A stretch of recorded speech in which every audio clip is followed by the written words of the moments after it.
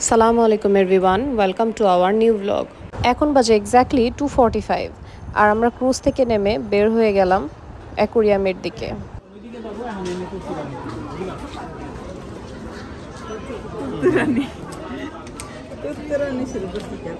এটা হচ্ছে ticket, অ্যাকোয়ারিয়ামের ticket. এই টিকিটের ফ্রন্ট সাইডে একটা কিউআর কোড আছে। আমরা ভেতরে যাওয়ার আগে এসব কাউন্টারে আমাদের টিকিটগুলো দেখতে যাবে আর তারা তাদের স্ক্যানার মেশিন দিয়ে কিউআর কোডটা স্ক্যান করে রাখবে এবং তাতেই উঠে যাবে ওদের যে আমরা এই টিকিটে এন্ট্রেন্স নিয়েছি। এন্ট্রেন্সের পরে একটা ফটো বুথ আছে। এই ফটো বুথে আমরা যারা টিকিট কেটেছি তারা চাইলে ইন্ডিভিজুয়ালিও ছবি তুলতে পারি, আবার অনেক সময় আমরা ফ্যামিলি ফটোও তুলতে পারি। ওরা প্রত্যেকজনের এক একটা করে ছবি তুলে, কেউ চাইলে এই পোর্শনটা স্কিপও করতে পারে, স্কিপ করে তারা এন্ট্রেন্স নিয়ে নিতে পারে। এইটাই ছবি তুলবি, আব্বা যেমনি তুললো অমনি তুল।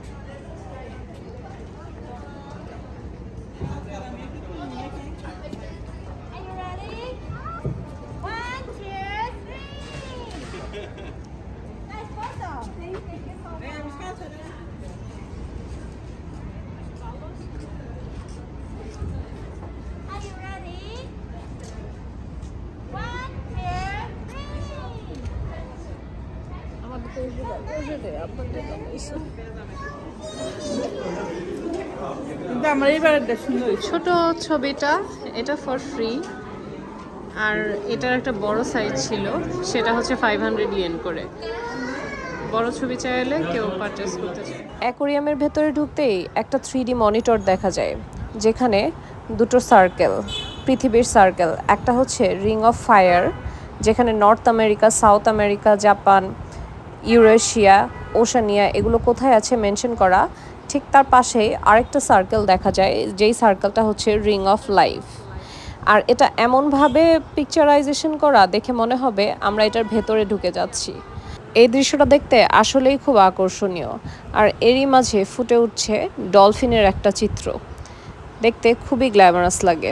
ঠিক তার পাশেই আছে একটা সুভিনিয়ার শপ, আর এই সুভিনিয়ার শপে সব ধরনের ফিশের একটা করে পুতুল দেয়া, বিভিন্ন ধরনের কি রিং আছে, ছোট ছোট কি রিং আছে যেগুলো পুতুলের তৈরি, কিন্তু সবগুলোই কোনো না কোনো মাছের শেপের। আর এই মাছের শেপগুলো প্রত্যেকটা মাছকে ডিফাইন করে, যেগুলো এই ওশন বা এই অ্যাকোয়ারিয়ামের ভেতরে আছে। এখন আমরা নকল মাছের সময় নষ্ট না করে ঢুকে যাচ্ছি আসল অ্যাকোয়ারিয়ামের ভেতরে। এখানে এন্ট্রেন্স গেট থেকেই ফিল আসছে যে এই ভেতরের অ্যাকোয়ারিয়ামটা কত সুন্দর হবে। মনে হচ্ছে আমরা সমুদ্রের মাঝখান দিয়ে একদম পানির নিচ দিয়ে হেঁটে যাচ্ছি, আর এসব মাছ আমাদেরকে ওয়েলকাম জানাচ্ছে। এখানে বিভিন্ন ধরনের মাছ দেখা যাচ্ছে, আর আমরা খুব কাছে থেকে মাছগুলো দেখতে পাচ্ছি। চোখ যেন বিশ্বাস হচ্ছিল না যে এত সুন্দর মাছ এবং সত্যিকারের মাছ এগুলো আমাদের চারিপাশ দিয়ে ঘোরাফেরা করছে।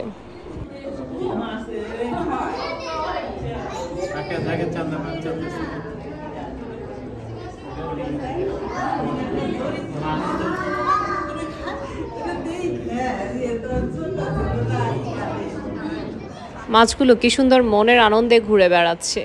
আর এই অবস্থায় মাছগুলোকে দেখলে মনেই হবে না যে তারা কোনো অ্যাকোয়ারিয়ামের মধ্যে বন্দী আছে, কারণ এটা একদম সমুদ্রের মাঝখানে এবং চারিপাশ থেকে এমনভাবে দেয়ালটা ক্রিয়েট করা আছে যেন মনে হয় যে সুদূর দূর পর্যন্ত শুধু পানি এবং পানি, আর এই পানির মধ্যেই তারা সাঁতার কাটছে। অ্যাকোয়ারিয়ামের এই সেকশনটার পরেই আমাদের একটা সিকিউরিটি ক্লিয়ারেন্সের মাঝখান দিয়ে পার হতে হলো। আমি আবারও মনে করিয়ে দিচ্ছি, এই অ্যাকোয়ারিয়ামটা ওয়ার্ল্ডের সবচেয়ে বড় অ্যাকোয়ারিয়াম, আর তার জন্য এটার সিকিউরিটিটাও খুব বেশি টাইট থাকে। আর এরপরেই আমরা একটা এসকেলেটারে উঠে গেলাম, যেই এসকেলেটার আমাদেরকে নিচতলা থেকে একদম 10th ফ্লোর পর্যন্ত নিয়ে যাচ্ছে। আমি এত বড় এসকেলেটার এর আগে কখনো দেখিনি। আর এর থেকেই বুঝতে পারলাম আজকে সারাদিনটা এখানে পার করে দিলেও দেখার কোনো কমতি থাকবে না। এখানে এত কিছু আছে এই অ্যাকোয়ারিয়ামে। আর তার পাশ দিয়ে আমরা একটা গ্লাস উইন্ডোর মাঝখান দিয়ে এই ওসাকা বেটা দেখতে পাচ্ছি। Welcome to Japan forest. অবাক হলেও বিষয়টা সত্যি যে এই জায়গাটা পুরোটাই ফরেস্টের মতো করে একটা এনভায়রনমেন্ট ক্রিয়েট করেছে। পাথরগুলো বড় বড় এবং সবগুলোই অরিজিনাল, আর বিশাল বড় বড় গাছ একদম 10 তলার ওপরে অনেক জায়গা জুড়ে আছে, এবং গাছটা যথেষ্ট মোটা দেখেই বোঝা যাচ্ছে, এবং এগুলো সম্পূর্ণই অরিজিনাল গাছ।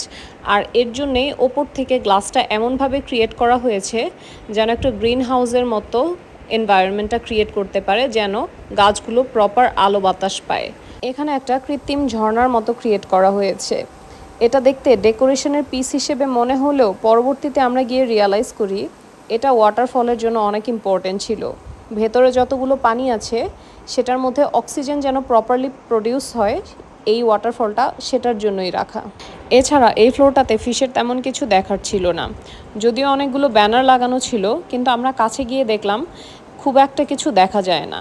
তাই প্রথম দিকে আমরা একটু হতাশ হয়ে যাচ্ছিলাম যে ওয়ার্ল্ডের এত বড় অ্যাকোরিয়াম, কিন্তু এখানে তেমন কিছু দেখছি না। আসলেই কি অ্যাকোরিয়ামটা এত ফেমাস? মনের এই দ্বিধাদ্বন্দ্বে আস্তে আস্তে নিচের দিকে চলে গেলাম যে আর কিছু দেখার আছে কিনা, নাকি এসব দেখেই ফেরত যেতে হবে। এরপরে আমাদের সামনে চলে আসলো হাঁসের দল, যেটা কিনা পানিতে ফ্লোট করে। আর এই হাঁসগুলো বাংলাদেশি হাঁস থেকে অনেকটাই ডিফারেন্ট ছিল, খুবই কালারফুল। তারপরও মনটা তেমন ভরল না, কারণ হাঁস বলতে গেলে আমাদের বাংলাদেশে খুবই পরিচিত একটি প্রাণী, তাই এটাকে দেখে খুব বেশি আহামরি কিছু লাগলো না। এরপর হঠাৎই আমাদের চমকে দিয়ে কাছে চলে আসলো সি লায়ন। আর এটা আমাদের এতটাই কাছে চলে আসলো মনে হচ্ছিল আমাদেরকেই খেতে আসছে, কারণ ওরা খুব ক্ষুধার্ত ছিল। আর এরপর খেয়াল করে দেখলাম ওপর থেকে কিছু ফিশারিজ মাছ ওদেরকে দিচ্ছে। এটাই যেন আমাদেরকে এক ধরনের গেম বা অ্যাকোরিয়ামের ভেতরে দেখার সুযোগ করে দিচ্ছে যে ওরা কিভাবে খায় আর কিভাবেই খেলা দেখায় আমাদেরকে।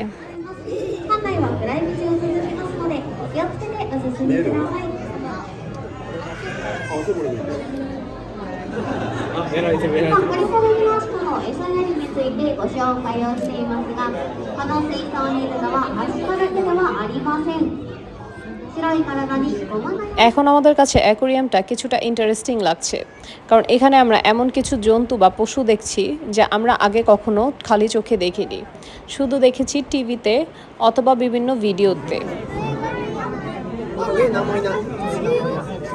এবার আমরা দেখতে পেলাম কামিলিয়ান্স, যা আমাদের দেশে বা পাশের দেশে গিরগিটি নামে পরিচিত। আর এর প্রাকৃতিক বৈশিষ্ট্য হচ্ছে এটা রং বদলায়, যেখানে যায় সেই রূপেরই রং ধারণ করে নেয় নিজের শরীরেও। আর এটা দেখতে অনেক বড় ছিল, যদিও বোঝা যাচ্ছে না, কিন্তু আমার হাতের চেয়েও বড় ছিল। এর পাশাপাশি আমরা ছোট বড় অনেক ধরনের মাছ দেখতে পেলাম, যা এই সমুদ্রের মাঝখানে অবস্থিত, কিন্তু এগুলোর আমাদের ঠিকমতো নাম জানা নেই, তাই সেগুলোর নাম না বলতে পারার কারণে অত্যন্ত দুঃখিত। এরপরেই আমরা চলে আসি ঝাঁকে ঝাঁকে থাকা পেঙ্গুইনের মাঝখানে। আমার অনেক শখ ছিল পেঙ্গুইন দেখার, কিন্তু এটাই আমার প্রথম দেখা। এর আগে আমি কখনো এতগুলো পেঙ্গুইন একসাথে দেখিনি, এবং তারা কিভাবে খাবার খায় সেটাও দেখার সুযোগ হয়নি। এখানে দেখছি যে তারা ফিশ অনেক পছন্দ করে, আর আমাদের আইডিয়া ছিল যে তারা বরফ ছাড়া থাকতে পারে না, কিন্তু আসলে আইডিয়াটা একেবারে ভুল না। কিছুটা বরফ কিন্তু কিছুটা ঠান্ডা পরিবেশে ওরা থাকে। আর যারা ওদেরকে খুব কষ্ট করে খাওয়াচ্ছে আর অক্লান্ত পরিশ্রম করে আমাদেরকে এন্টারটেইন করছে, তাদের সেফটির জন্য তারা একটা জ্যাকেট পরে নেয়, যেন শীত আর এই আবহাওয়া থেকে ওরা নিজেদেরকে প্রোটেক্ট করতে পারে।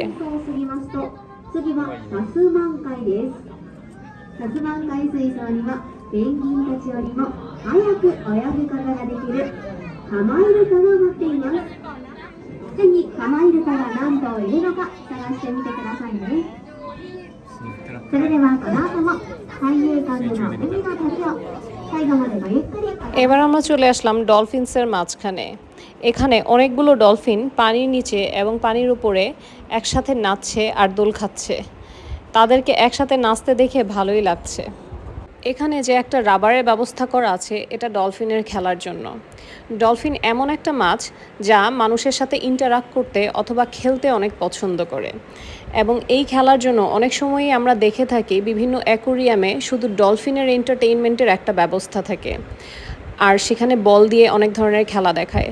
এখানে যেহেতু বল নেই, তাই এই ধরনের একটা ফিতা দিয়ে ওদেরকে এন্টারটেইনমেন্টের ব্যবস্থা করে দেয়া আছে। এখন আমরা চলে এসেছি এই অ্যাকোরিয়ামের মেইন আকর্ষণের কাছে, আর সেটা হচ্ছে ওয়েল শার্ক। এখানে বিশাল বড় বড় দুইটা ওয়েল শার্ক আছে, আর এই ওয়েল শার্ককে এখানে রাখার জন্য বড় একটা ট্যাঙ্কের ব্যবস্থা করে দেয়া আছে, যেটা কিনা 7th ফ্লোর থেকে 1st ফ্লোর পর্যন্ত। এই বিশাল বড় ট্যাঙ্কের চারিদিক ঘুরেই হচ্ছে আমাদের হাঁটার রাস্তা, আর ঠিক তার অপোজিটে আরও বিভিন্ন ধরনের fish.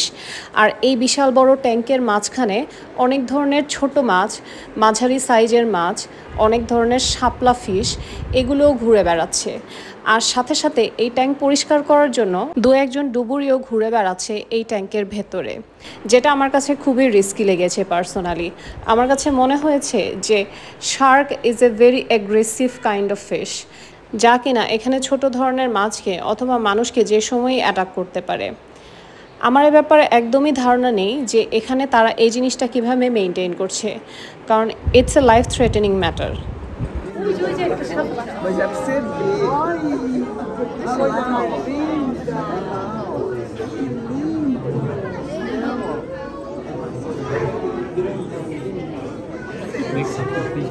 Aqui, olha o filhotinho aqui, olha que gracinha. Penduradinha. Ai, agora que eu vi. Ai, que lindo. এটা হচ্ছে শার্কের ট্যাঙ্কের অপোজিটে ছোট ছোট মাছের ট্যাঙ্ক।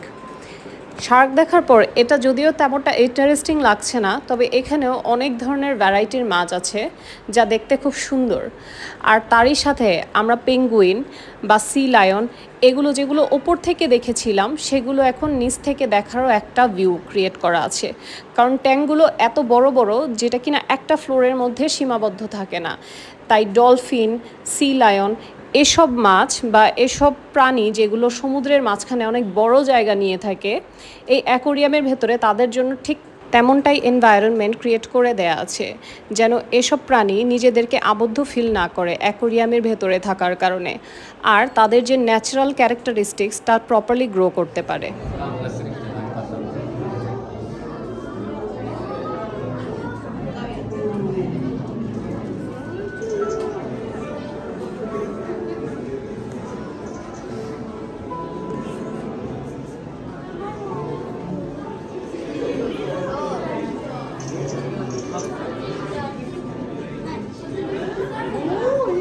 এখানে কিছু কিছু মাছ মানুষের সাথে ইন্টারাক্ট করতে পছন্দ করে, আর তারা যখন গ্লাসের খুব কাছে চলে আসে এদেরকে দেখে অনেকটা ভয় লাগে যে এই মনে হয় গ্লাস থেকে বের হয়ে আমাদেরকে ধরতে আসছে বা খেতে আসছে। কিন্তু আসলে গ্লাসটা যথেষ্ট মোটা থাকে এবং মোটার কারণে তারা চাইলেও এখানে ফোর্সফুলি আসলেও এখানে গ্লাসটা ফেটে যাওয়ার সম্ভাবনা নেই বললেই চলে। আর এভাবেই এই অ্যাকোরিয়ামটা ক্রিয়েট করা হয়েছে।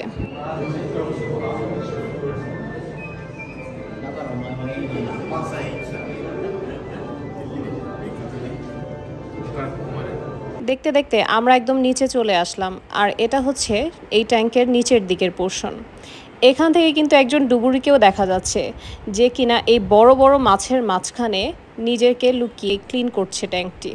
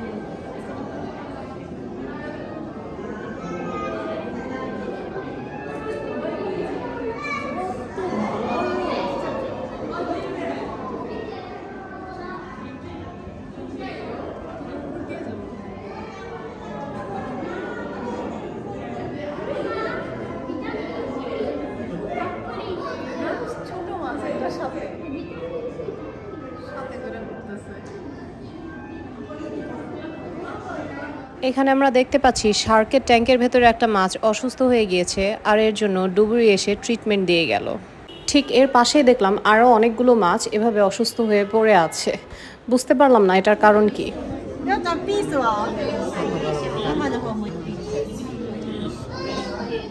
এখন আমরা এসকেলেটর দিয়ে গ্রাউন্ড ফ্লোরে চলে যাচ্ছি আর এর মাঝখানে দেখছি চারিদিকটা খুব অন্ধকার আর ওপরটা এমনভাবে ডেকোরেট করা যেন মনে হচ্ছে আকাশের তারা দেখা যাচ্ছে। অ্যাকোরিয়ামের এই অংশটা সামুদ্রিক জেলিফিশ প্রজাতিকে ডেডিকেট করে বানানো হয়েছে। এখানে বিভিন্ন ধরনের জেলিফিশকে রাখা হয়েছে এবং তাদের রাখার জন্য পর্যাপ্ত পরিমাণে পানি এবং এনভায়রনমেন্ট ক্রিয়েট করা আছে। পৃথিবীতে প্রায় 2000-টিরও বেশি প্রজাতির জেলিফিশ রয়েছে। এদের থাকে না কোনো ব্রেন, না কোনো বডি পার্টস আর না কোনো বোন। দেখতে ওরা ম্যাক্সিমামই পানির লিকুইড ফর্মের মতো হয়, যেটা খুবই মিস্টেরিয়াস টাইপের। দেহের maximum body parts liquid form হওয়ার কারণে পানির সাথে এটা খুব সহজেই মিশে যেতে পারে। আর এটা দেখতে যতটাই সফট ঠিক ততটাই মারাত্মক হয়ে থাকে হিউম্যান বডির সাথে। পৃথিবীতে এ পর্যন্ত 70টি জেলিফিশকে আবিষ্কৃত করা হয়েছে যা মানুষের শরীরের জন্য অত্যন্ত বিষাক্ত। তার মাঝে অস্ট্রেলিয়ান বক্স জেলিফিশকে সবচেয়ে বিষাক্ত সামুদ্রিক প্রাণী হিসেবে বিবেচনা করা হয়। এটা বলা হয়ে থাকে যে জেলিফিশ এতটাই মারাত্মক যে এরা মারা গেলেও এদের হুল ফোটাতে পারে, তাই মৃত জেলিফিশকেও কখনো স্পর্শ করা ঠিক না। এখানে জেলিফিশের বৈশিষ্ট্যকে ধারণ করে একটা মিউজিয়ামের মতো ক্রিয়েট করা হয়েছে। সমুদ্রের নিচে অনেক গভীরে সামুদ্রিক মাছগুলোর পাশাপাশি জেলিফিশগুলো যেরকম জ্বলতে থাকে, এই রুমটাও ঠিক তেমনটাই অন্ধকার করা হয়েছে এবং এখানে লাইটিংগুলো এমনভাবে রিফ্লেক্ট করা আছে দেখে মনে হচ্ছে উপরে সব জেলিফিশগুলো ঘুরছে। আর এর চারিদিকে আরও কিছু জেলিফিশের প্রজাতিকে রাখা হয়েছে এবং তার পাশে তাদের নাম এবং আকৃতি বোঝানো আছে। এবার আমরা চলে আসলাম পেঙ্গুইনের আরেকটা প্রজাতির কাছে। এই প্রজাতির পেঙ্গুইন থাকতে এত বেশি ঠান্ডা বা বরফের প্রয়োজন হয় না। এই পেঙ্গুইনগুলো এতটাই কাছে ছিল যে আমরা চাইলে হাত দিয়েই পেঙ্গুইনগুলোকে ধরতে পারতাম, কিন্তু আমরা ধরলাম না কারণ এর চারিদিকে খুব বিকট একটা মাছের স্মেলও পাওয়া যাচ্ছে। অ্যাকোরিয়ামের এই পোর্শনটা হচ্ছে সমুদ্রের মাঝখানে মাছের পাশাপাশি আরও যেসব পদার্থগুলো পাওয়া যায় যেমন ঝিনুক, শৈবাল, সেগুলো ডিসপ্লে করা আছে। এখানে বিভিন্ন ধরনের ঝিনুকের ডিজাইন করে পর্দা বানানো হয়েছে আর এর পাশে অনেক ধরনের শৈবাল দিয়ে ছোট ছোট বক্স করা আছে যেগুলো একদম গভীর সমুদ্রে পাওয়া যায়। এগুলো খুবই কালারফুল থাকে আর কাছ থেকে দেখলে মনে হয় হয়তোবা মাছের পাশাপাশি এগুলোর মধ্যেও জীবন আছে। যেমন খুব কাছ থেকে যখন আমরা এই শৈবালটা দেখছি দেখা যাচ্ছে যে শৈবালের কিছু কিছু অংশ নড়ছে। এখন সেটা পানির অক্সিজেনের কারণেই হোক বা মাছের কারণেই হোক, দেখতে অনেকটাই জীবন্ত মনে হয়। এই শৈবালগুলো খালি চোখে না দেখলে বিশ্বাস করার উপায় নেই যে পানির এত গভীরে আল্লাহর সৃষ্টি এত নিখুঁত আর সুন্দর। ওসাকার অ্যাকোরিয়াম জাপানের টোকিওর অ্যাকোরিয়াম থেকে অনেক বেটার, তাই না? ইয়ার তো টোকিওর অ্যাকোরিয়ামও গেছি। অ্যাকোরিয়াম থেকে এটা বেটার। অ্যাকোরিয়াম থেকে বের হতে হতে আমাদের মোটামুটি 5টার মতো বেজে গেল আর তাই 4টা স্টেশন পার হয়ে 4টা ট্রেন চেঞ্জ করে আমরা চলে আসলাম একটা মস্কের কাছাকাছি। এখন আমরা ইফতার করতে যাব। এখন বাজছে হচ্ছে 5:45। সো ইফতারে আজকে ট্রাই করব মসজিদের ভেতরে দেখানোর অথবা হচ্ছে ইফতারের ছবি দিয়ে দেওয়ার। ডেফিনেটলি যদি এখানেও নিষিদ্ধ থাকে যে মসজিদের ভেতরে দেখানো যাবে না, তাহলে ইফতার দেওয়ার ট্রাই করবো, ইফতারের পিকচারটা। মসজিদে চলে এসেছি, এটা হচ্ছে ডোর।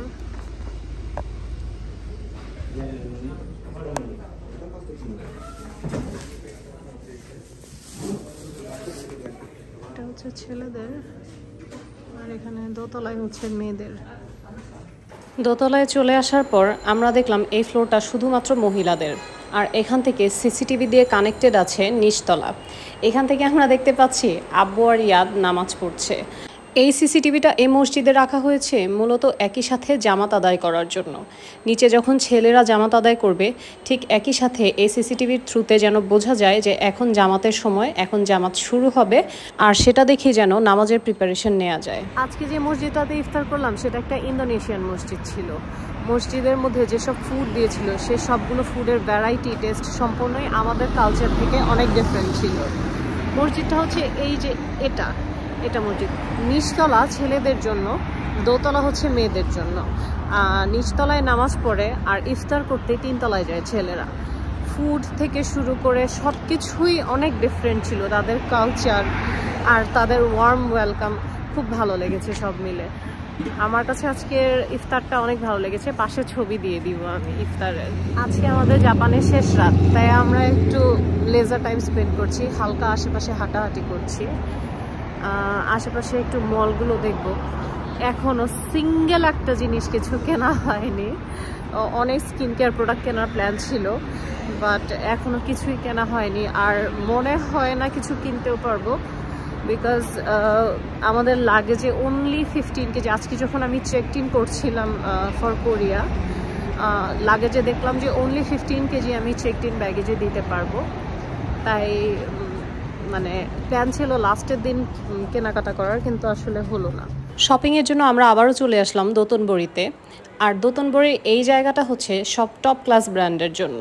এখানে দেখলে কখনোই ফিল হয় না যে এটা কি কোনো উইকেন্ড চলছে নাকি উইকডেজ, কারণ এখানে সবসময় ঠিক এতটাই জমজমাট থাকে। জাপান খুবই শপিং ফ্রেন্ডলি একটা প্লেস ফর ফরেনার্স।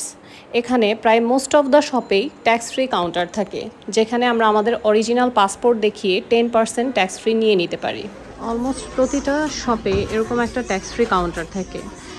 এই ট্যাক্স ফ্রি কাউন্টারে আসলে 10% ডিসকাউন্ট পাওয়া যায়।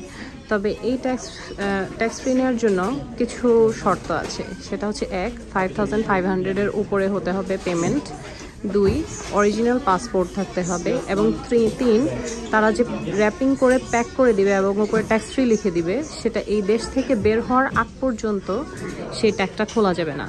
যদি কেউ খুলে ফেলে আর যদি কাস্টমে ধরা পড়ে, তাহলে সেই ট্যাক্সটা আবার তারা কাস্টম থেকে রেখে দিবে। আজকে আমাদের শেষ দিন ছিল জাপানে, আর ঠিক একইভাবেই ওসাকাতেও। যতগুলোই দিন কাটিয়েছি তার মাঝে এই কাইয়োকান অ্যাকোরিয়ামটা আমাদের মাঝে একটা অন্যরকম ফিলিংস রেখে গেল। আজকের মতো এ পর্যন্তই, দেখা হবে আবার নেক্সট ব্লগে। Thanks for watching.